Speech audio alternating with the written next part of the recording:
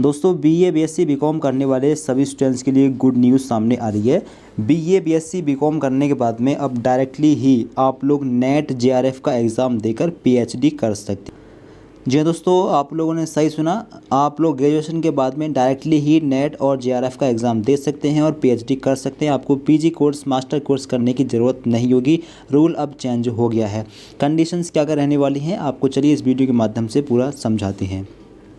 तो latest news पर ध्यान दें। 4 वर्षीय स्नातक के बाद किसी भी विषय से पीएचडी। जी हाँ दोस्तों, हम आपको बता दें कि ग्रेजुएशन जो है आपका अब 4 साल का हो गया है। बीए बीएससी और बीकॉम ये अब 4 साल के हो गए हैं। ठीक है, ध्यान से सुन लें। रेगुलर वालों के लिए एनईपी वालों के लिए 4 साल का ग्रेजुएशन हो गया है। किस तरह से हुआ है तो 3 साल का ग्रेजुएशन प्लस में 1 साल का रिसर्च होता है। चौथे साल में रिसर्च कराते हैं। इस प्रकार से ये 4 साल का ग्रेजुएशन होता है। तो जो भी स्टूडेंट्स बीए बीएससी या फिर बीकॉम को 4 साल में कंप्लीट करता है रिसर्च के साथ में, वो स्टूडेंट्स डायरेक्टली ही नेट एग्ज़ाम दे सकता है पीएचडी के लिए। ठीक है, उसको पोस्ट ग्रेजुएट मास्टर कोर्स करने की ज़रूरत नहीं होगी, डायरेक्टली ही नेट एग्ज़ाम दे सकता है। अब तक क्या था कि नेट जेआरएफ का एग्ज़ाम देने के लिए पोस्ट ग्रेजुएट की डिग्री आपके पास होनी चाहिए मिनिमम 55% मार्क्स के साथ में। अब ये रूल चेंज हो गया है। अगर आप बीए बीएससी बीकॉम को 4 साल में कंप्लीट कर लेते हैं तो नेट और जेआरएफ दोनों का एग्ज़ाम दे सकते हैं। जेआरएफ के लिए कुछ कंडीशंस हैं। जेआरएफ की कंडीशंस ये है कि जो 4 साल वाला आपने ग्रेजुएशन कोर्स किया है इसमें 75% मार्क्स होने चाहिए चारों साल के मिलाकर। ठीक है, अगर कम से कम आपके 75% मार्क्स हैं तो आप जेआरएफ के लिए एलिजिबल हो जाएंगे। और नेट के लिए परसेंटेज की कोई बाध्यता नहीं है। नेट के लिए आप 4 साल वाला आपके पास में ग्रेजुएशन होना चाहिए, मतलब कि जो रिसर्च हो रहा है वो रिसर्च के साथ में आप ग्रेजुएट होने चाहिए। आप थोड़ा न्यूज़ पर ध्यान दें। 4 वर्षीय स्नातक के बाद छात्र अब सीधे राष्ट्रीय पात्रता परीक्षा नेट में शामिल हो सकेंगे। इसके साथ ही वह पीएचडी भी कर सकेंगे। यूजीसी के अध्यक्ष जगदीश कुमार ने ये जानकारी दी। जूनियर रिसर्च फेलोशिप जेआरएफ के साथ या इसके बिना या उसके बिना पीएचडी करने के लिए अभ्यर्थियों को अपने 4 साल के स्नातक पाठ्यक्रम में न्यूनतम 75% अंक या समकक्ष ग्रेड की आवश्यकता होगी। अब तक नेट के लिए अभ्यर्थियों को न्यूनतम 55% अंकों के साथ स्नातकोत्तर डिग्री की आवश्यकता होती थी।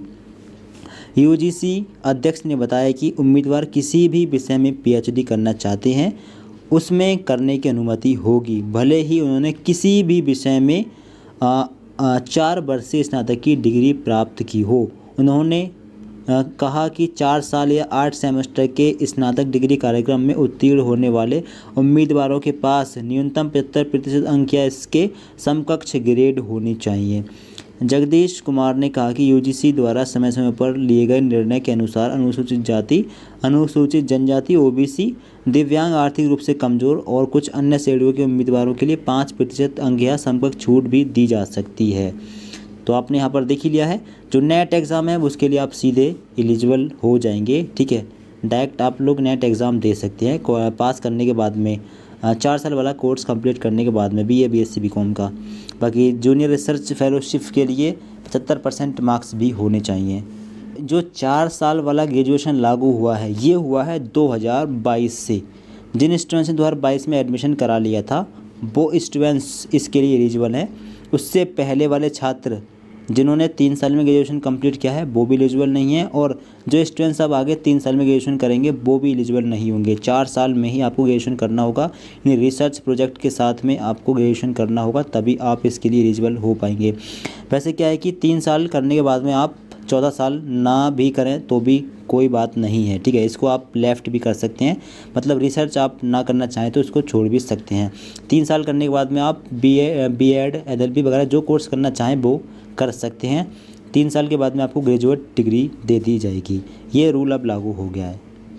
बाकी नेट और जेआरएफ के फॉर्म इस टाइम पर भरे जा रहे हैं। ठीक है, जब ये वीडियो शूट हो रही है उस टाइम पर नेट के फॉर्म आ गए हैं और भरे जा रहे हैं। अगर आपको भरना है तो आप कमेंट में बता सकते हैं, हम आपको फॉर्म भरकर दिखा देंगे किस तरह से फॉर्म भरना है।